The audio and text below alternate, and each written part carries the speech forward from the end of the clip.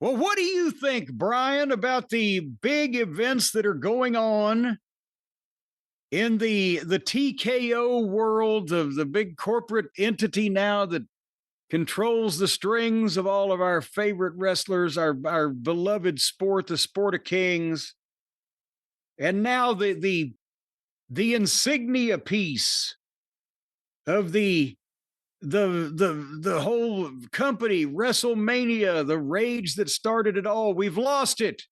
We lost it to the daggum Saudi Arabians. What the heck are they just gonna? Why don't they get a stadium show? I'm talking about the WWE office. It could be in Pittsburgh if they want to, wherever, and just hold all the fans that come hostage and make them pay like their families pay 5 or 10 grand a piece to get them out. They'd probably end up with too many leftovers and nobody wanted. But I mean, how can they make any more money? All of these are by questions doing more I'm business asking with the of you. Saudis. By doing more business with the Saudis is the only guaranteed way to make more money. And they are trying to pump this thing with as much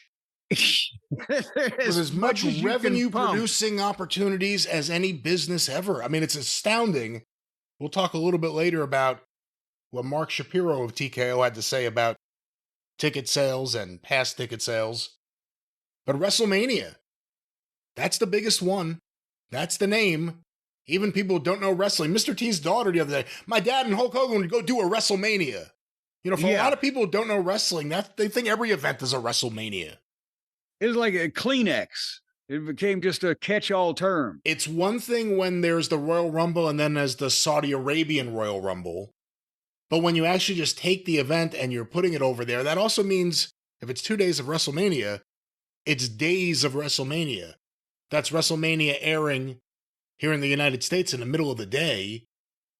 And you have to wonder about, I mean, I can't imagine, it would probably be the smallest amount of fans to travel to a WrestleMania ever. Including the first one. Including the first one. Including the first one.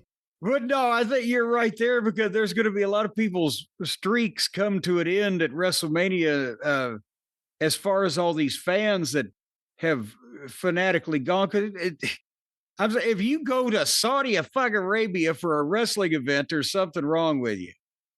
For God's sake, is this taking? And you brought up a variety of things, and we're going to get into the details, including that apparently they didn't mean to announce it, but they sent out a press release in Arabic, and people caught on to it. It was a couple of days early. Actually, as we are recording right now, I believe their press conference, which everyone thinks is to announce this, will be taking place in 15 minutes or so. Yeah, but it has already been pretty much confirmed.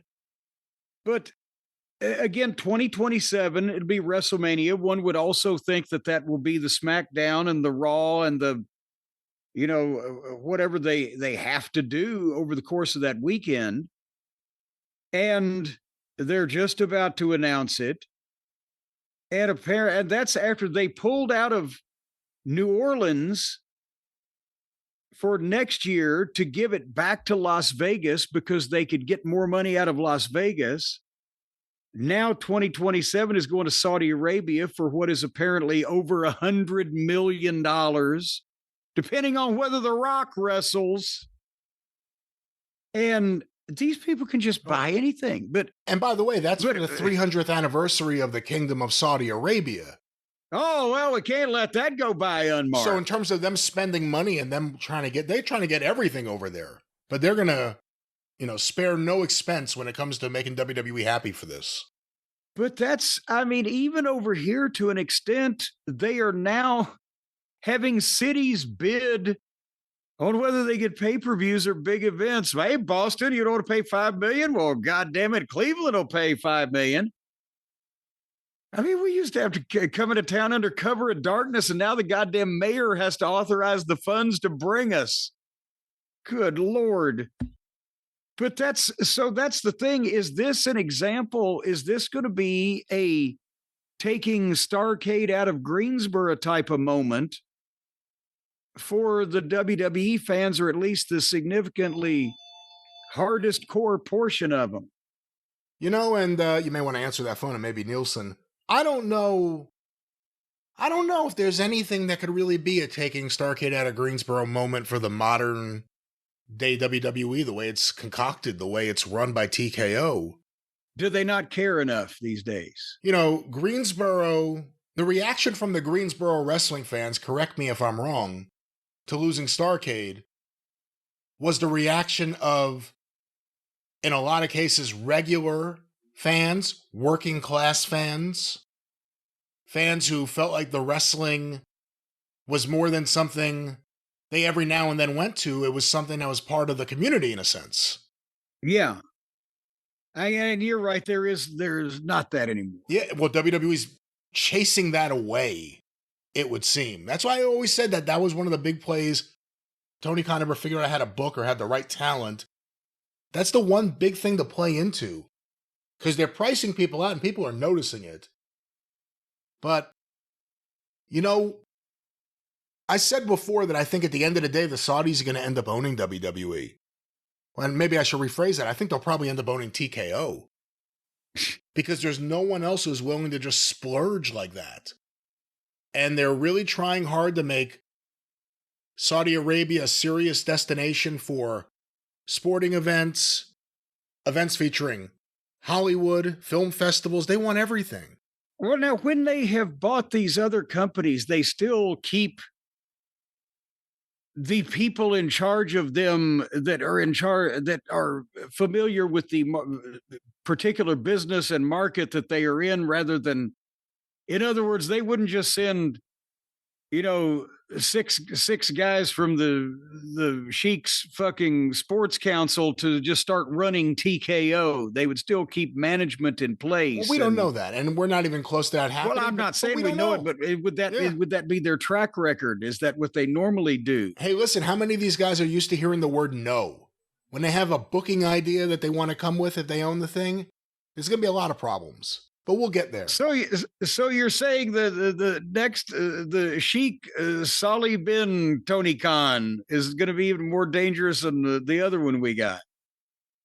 I just think that we're on an interesting road with WWE where, it's just so weird, and we'll talk about Vince McMahon in a short while, but for all the problems with Vince McMahon's creative and certainly his behavior from what we've learned, there always was an element of, he's the modern day P.T. Barnum.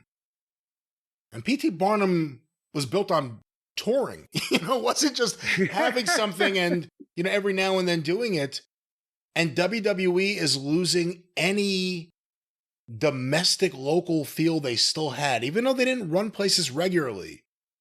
But little things. Madison Square Garden's not going to have their annual Christmas show this year because they're doing a show in November instead. Or they don't come back to towns as much. They've cut house shows because they don't make enough money.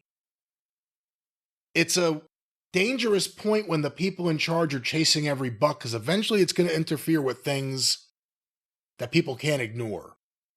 When business decisions are starting to be made about whatever area of their business they're trying to prop up. I think it's a scary road. And again, it comes back to the Saudis. This is a Vince McMahon thing that started under him. They paid a lot of money. And by the way, his agent at that time, I think, was Nick Khan. If that was before Nick Khan was working there, he was their agent. So They've been doing deals with Saudi Arabia for a while, $50 million a show, whatever, $100 million for 2 nights of WrestleMania. They'll go to wherever someone will pay them. I'm sure if any country right now said, I'd love to have WrestleMania here, I'm going to outbid the Saudis, they will get WrestleMania. It's that simple. And I hate to say sad state of affairs. It's capitalism, it's commerce, it's business. But, when you're going after every single dollar the way they are, you're going to burn something out soon, I think. But that's just the way I feel. Well, that's what they're doing. And not just getting $100 million plus for WrestleMania in 2027. That's if The Rock agrees to wrestle. These negotiations seem to be going well, though. And whatever else they're going to do for the other shows around that, it's going to be a multi-gazillion-dollar deal.